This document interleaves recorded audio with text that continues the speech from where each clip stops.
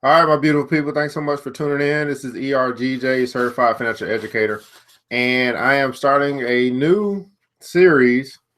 And actually, what I'm going to do here is I'm actually going to go through, going through the book Think and Grow Rich by Napoleon Hill, but I'm not actually going to go through the whole book.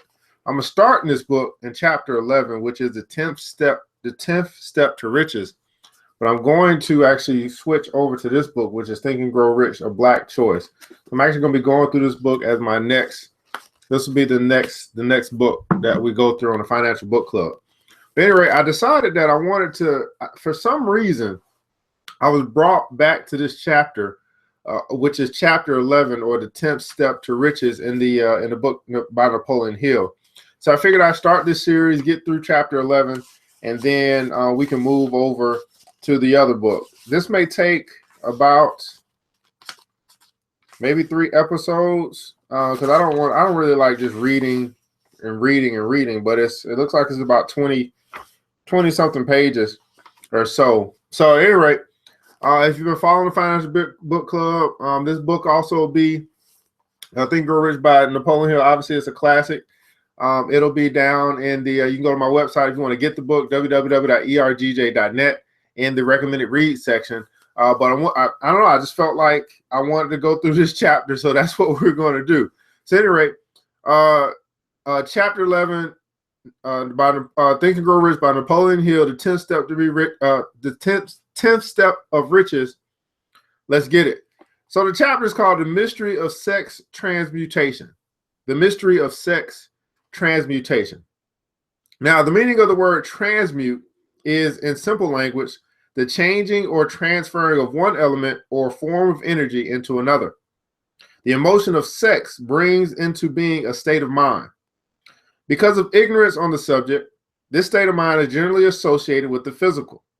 Because of improper influences to which most people have been subjected in acquiring knowledge of sex, things essentially physical have highly biased the mind.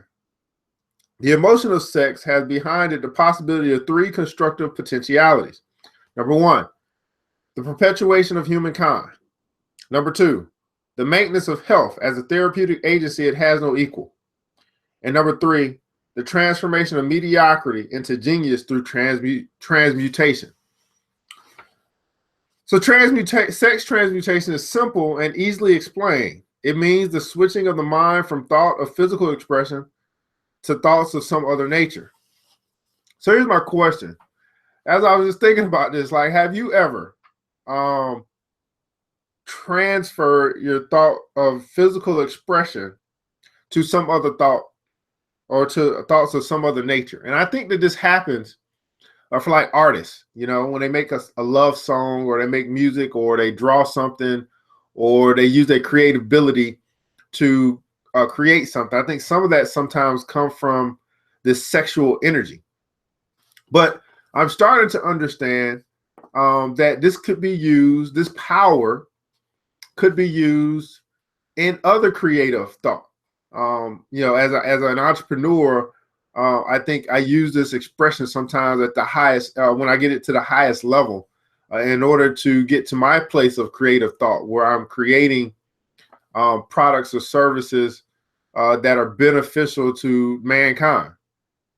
So, but tapping into this power and transmuting what would once always be like a physical expression to something that of some other nature, I think it's a phenomenal idea to use that power. Now, sex desire is the most powerful of human desires. When driven by this desire, people develop keenness of imagination, courage, willpower, persistence, and creative ability unknown to them at other times. So strong and impelling is the desire for sexual contact that people freely run the risk of life and reputation to indulge it. When harnessed and redirected along other lines, the positive attributes of this motivating force may be used as powerful creative forces in literature, art, or any other profession or calling, including, of course, the accumulation of riches. So Napoleon Hill is presenting to us the idea that sexual desire, when harnessed and redirected, could be used for the accumulation of riches. Let me say that again. Sexual desire, when harnessed and redirected, can be used for the accumulation of riches.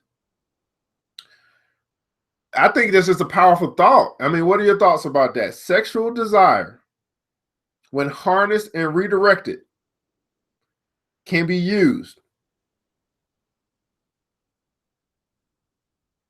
as a powerful creative force for the accumulation of riches.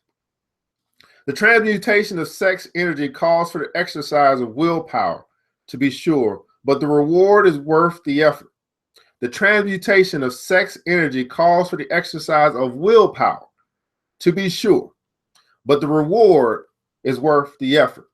So in the comments below, I want you to put the reward is worth the effort. The reward is worth the effort.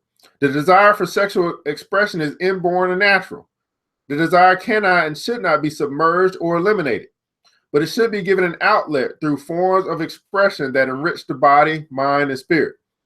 If not given this form of outlet through transmutation, it will seek outlets through purely physical channels. So I think I can agree with this. Like this energy, this sexual energy, it needs an outlet, and it's natural and it's inborn. He says that that you should not submerge it or eliminate it. But he says it should be given an outlet through forms of expression that enrich the body, the mind, and the spirit. If not given this form of outlet through transmutation, it will seek outlets through purely physical channels.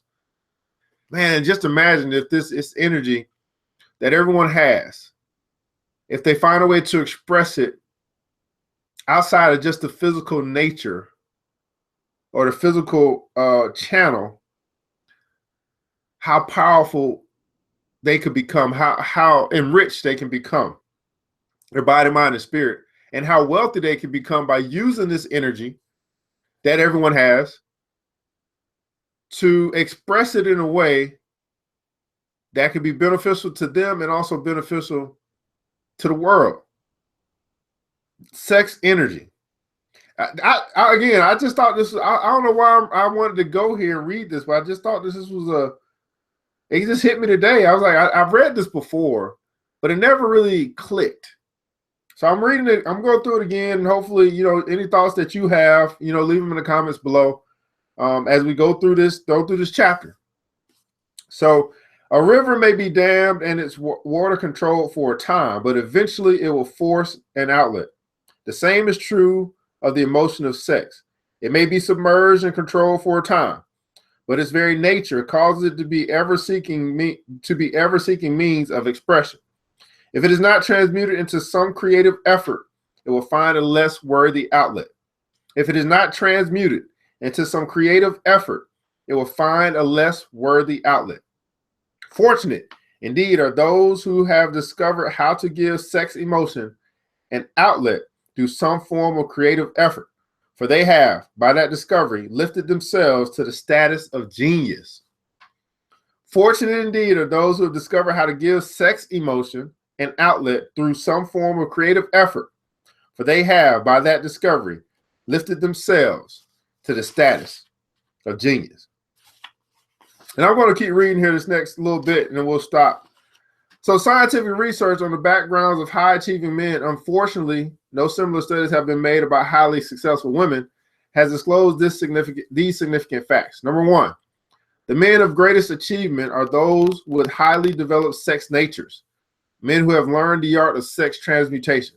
And number two, the men who have accumulated great fortunes and achieved outstanding recognition in literature, art, industry, architecture, and the professions were motivated by the influence of a woman. The research from which these astounding discoveries were made went back through the pages of biography and history for more than 2,000 years. Wherever there was evidence available in connection with the lives of men of great achievement, it indicated most convincingly that they possess highly developed sex natures. The emotion of sex is an irresistible force, against which there can be no such opposition as an immovable body. When driven by this emotion, men become gifted with a superpower for action. Understand this truth. and you will catch the significance of the statement that sex transmutation will lift one to the status of a genius. Understand this truth, and you will catch the significance of the statement that sex transmutation will lift one to the status of genius. So in the comments below, I want you to put status of genius. The emotion of sex contains the secret of creative ability. Destroy the sex glands, whether in a man or beast, and you have removed the major source of action. For proof of this, observe what happens to any animal after it has been castrated. A bull becomes as docile as a cow after it has been altered sexually. Sex alteration takes out the male, whether man or beast, all the fight that was in him. Sex alteration of the female has the same effect. So I'm going to stop right there. We're going to pick this back up probably tomorrow. I'm going to be going through and finishing this chapter up on the mystery of sex transmutation. But we're talking about the status of genius.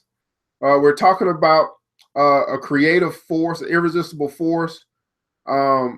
This state of creative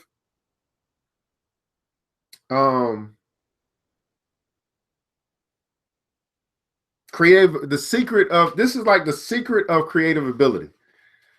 So anyway, guys, this just going through the book, going through this chapter. It's chapter 11 in my book, The Mystery of Sex Transmutation, the 10th Step to Riches, and Think and Grow Rich by Napoleon Hill. I read this book a lot of times, but for some reason I'm coming to this chapter and trying to tap into this secret, which lifts one to the status of genius.